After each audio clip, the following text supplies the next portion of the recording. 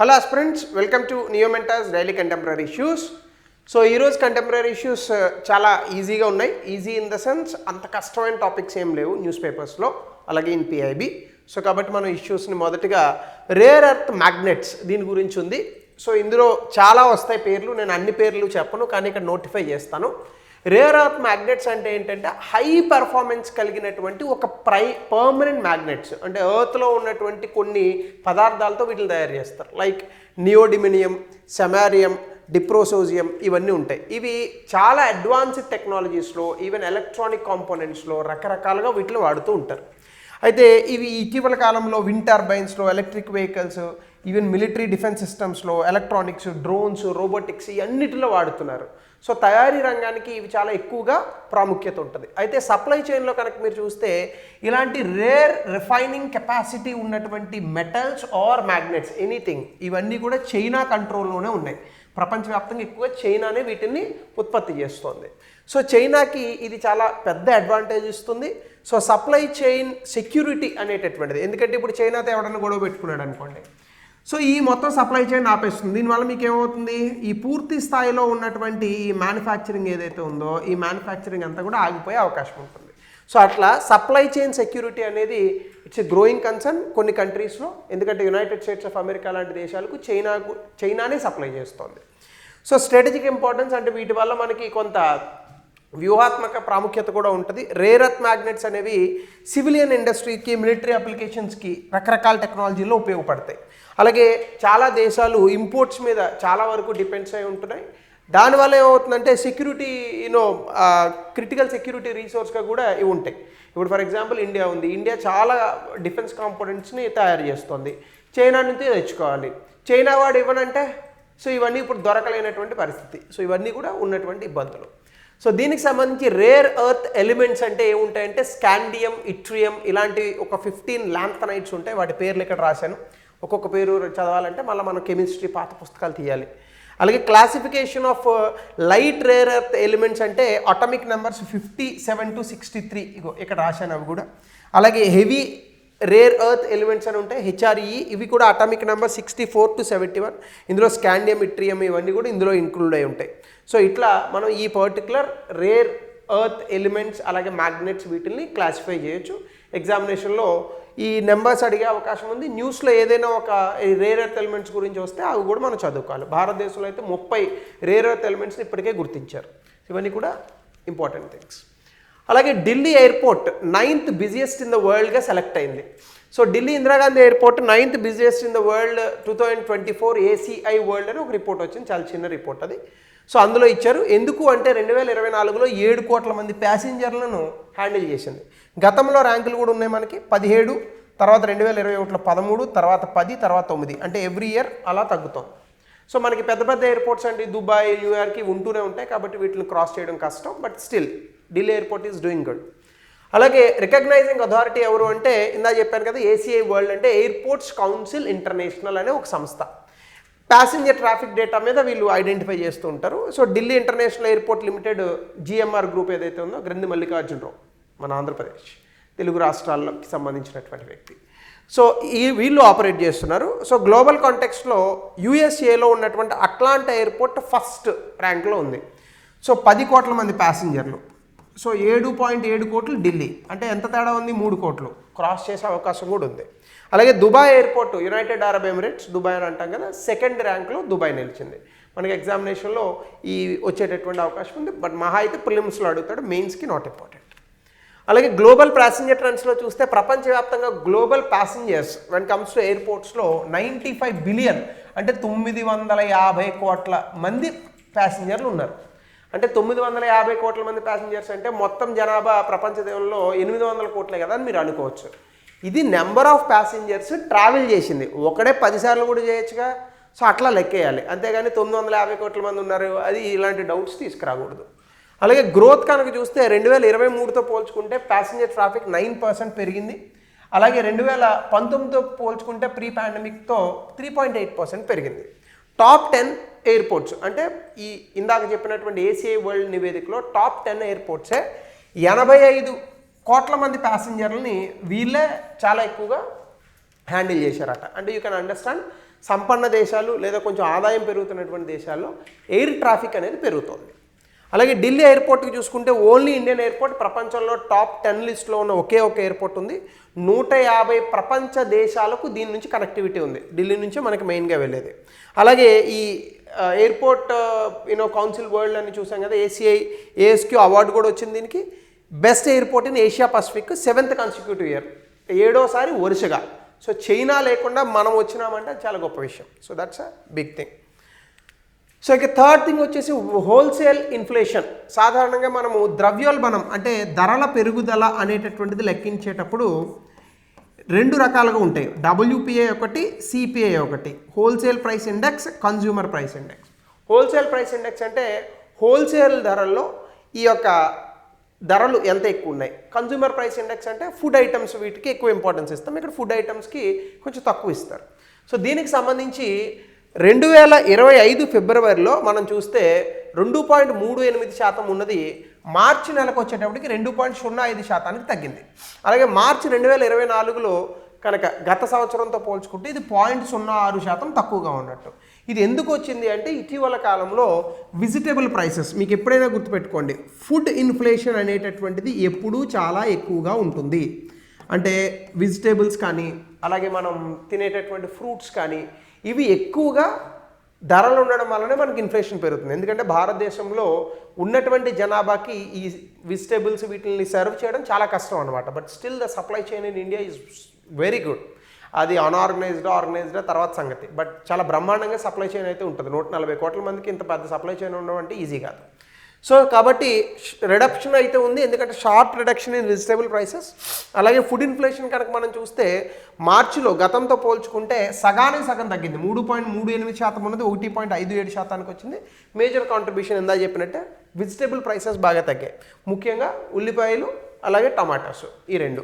అలాగే vegetable deflation కూడా మీరు చూసుకుంటే మార్చ్ అండ్ ఫిబ్రవరితో చూసుకుంటే -15.88% మార్చ్లో తగ్గితే -5.8% మాత్రమే ఫిబ్రవరిలో తగ్గింది. కాబట్టి ఇట్స్ ఎ గుడ్ థింగ్. ఎందుకంటే పూర్ పీపుల్ ఎక్కువగా దీనివల్ల ఇంపాక్ట్ అవుతారు. సో ఇన్ఫ్లేషన్ అనేటటువంటి తగ్గితేనే డెఫినెట్గా that is helpful for the poor and middle class.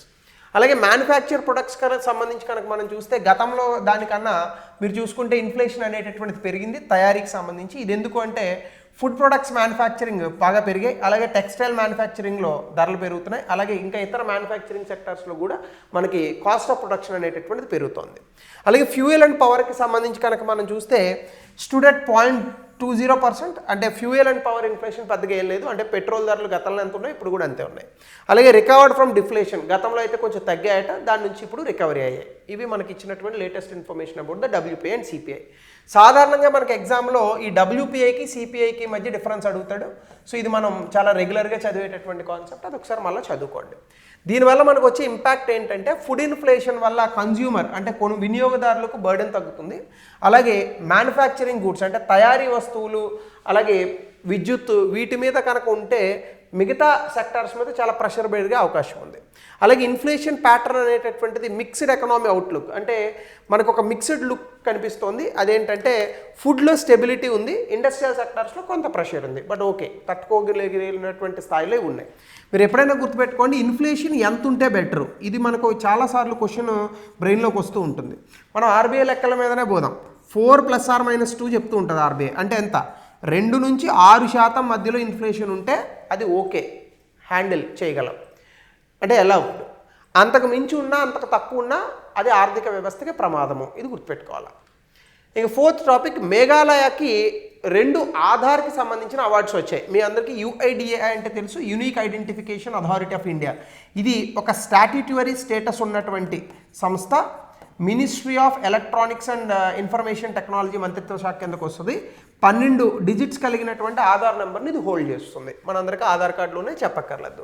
దీనికి సంబంధించి మేఘాలయ నేషనల్ రికగ్నిషన్ అవార్డు వచ్చింది, unique identification authority of India 2025కి.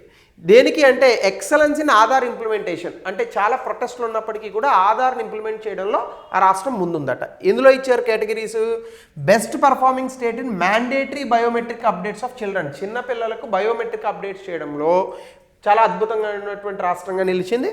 Best performing state in verification of adult Aadhaar enrolment. Even adults కూడా అంటే 18 సంవత్సరాలు దాటినటువంటి వ్యక్తులకు కూడా ఆధార్ని నమోదు చేసుకున్నారా లేదా అనేటటువంటి దాన్ని వెరిఫై చేయడంలో కూడా ఈ రాష్ట్రానికి ముందు అవార్డు వచ్చింది.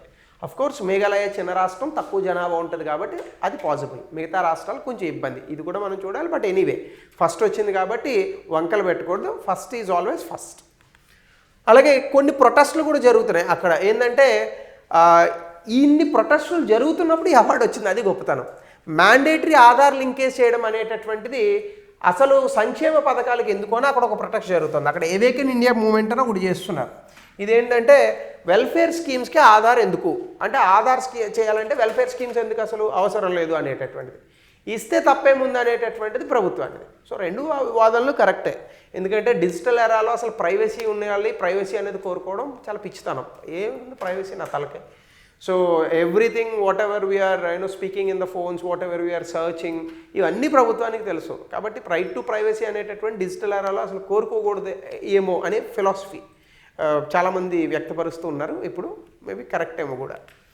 ఇంకా ఫిఫ్త్ టాపిక్ ఈరోజు, గతంలో మనము మన దేశంలో అంతరించిపోయినటువంటి బిగ్ క్యాట్స్ అంటాం దీన్ని. ఉన్న బిగ్ క్యాట్స్లో స్మాల్ క్యాట్ ఇది చీతా, చిరుతపులి, వేగంగా పరిగెట్టేటటువంటి 4 కాళ్ళ జంతువు.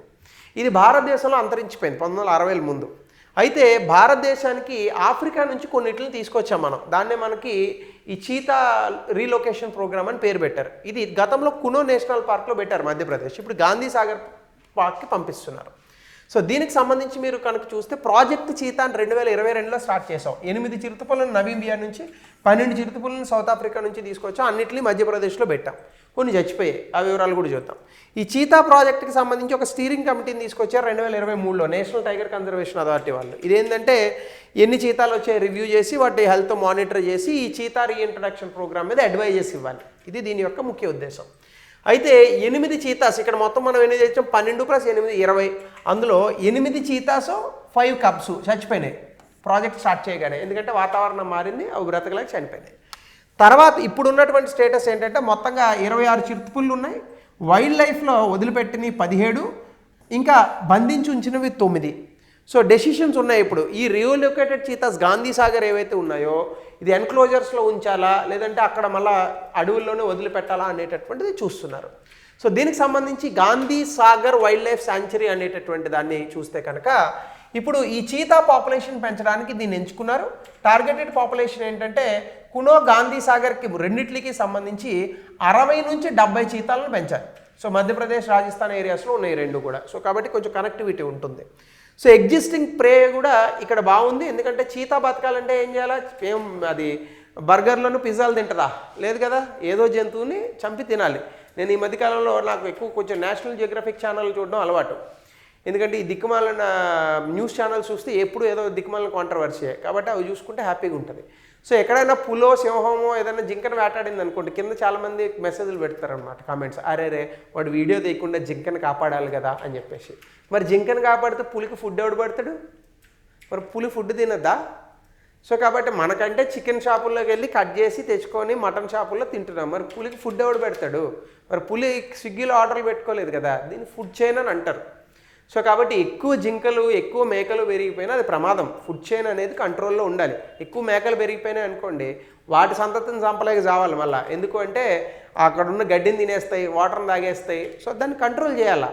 సో కాబట్టి that is food chain. Food chain అలా వదిలేయాలంతే. సో కాబట్టి ఈ చీతాస్కి ఏది ఈ ప్రే అంటే ఇగో ఇవి. చింకార్ అంటే ఒక టైప్ ఆఫ్ జింకలా ఉంటుంది, అది చౌసింగా, నీల్గాయ్, చింతలు వీటిని చంపుతుంది. సో ఈ ప్రే అంతా కూడా ఈ గాంధీ సాగర్ వైల్డ్ లైఫ్ సెంచురీలో సమృద్ధిగా ఉంది మనకి. అలాగే మనకి చీతాకి సంబంధించి ఎగ్జామినేషన్లో ఏం అడుగుతాడంటే సాధారణంగా IUCN రెడ్ లిస్ట్ అడుగుతాడు. ఇది ప్రపంచవ్యాప్తంగా వల్నరబుల్ లిస్ట్లో ఉంది. వైల్డ్ లైఫ్ ప్రొటెక్షన్ యాక్ట్ ఇండియాలో అయితే షెడ్యూల్ 2లో ఉంది. సైట్స్ కన్వెన్షన్ ఉంది, అందులో అయితే అపెండిక్స్ 1లోనే ఉంది. High protection from international trade అనమాట. సో ఈ రకంగా మనకి ఎగ్జామినేషన్లో ఈ పార్ట్ అడిగే అవకాశం ఉంది, కాబట్టి బీ కేర్ఫుల్. సో ఇవి ఈరోజు very simple topics from the news papers and PIB. Thank you.